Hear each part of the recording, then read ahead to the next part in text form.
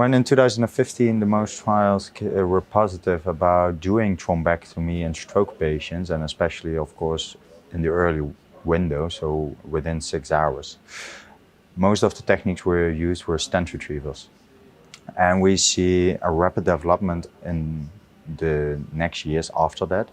So we actually don't know which devices we need to use. Do we need to use the old-fashioned stent retrievers, the new contact aspiration catheters, or the large bore catheters, or do we need to combine those two?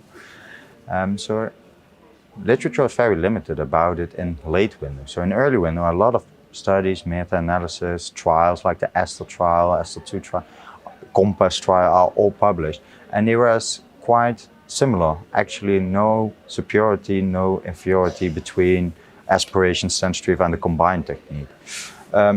But we know that thrombus, especially older thrombi, can have influence on the clinical and technical outcomes of stroke patients.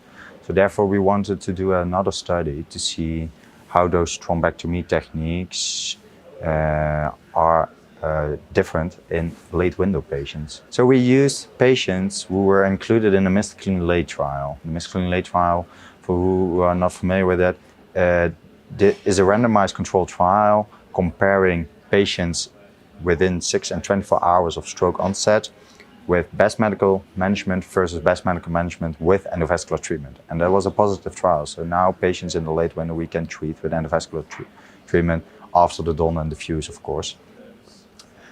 So we use those patient populations, so around 250 patients in only the treatment arm.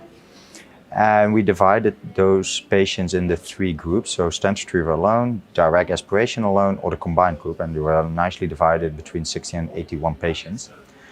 And then we were just looking what's the first-line thrombectomy technique and how influenced that the clinical, technical, and safety outcomes. And in the end, we saw after regression analysis and after balancing the baseline characteristics, we didn't saw any differences in clinical outcome, which is comparable actually with all the studies in the early window. So that substantiates our theory.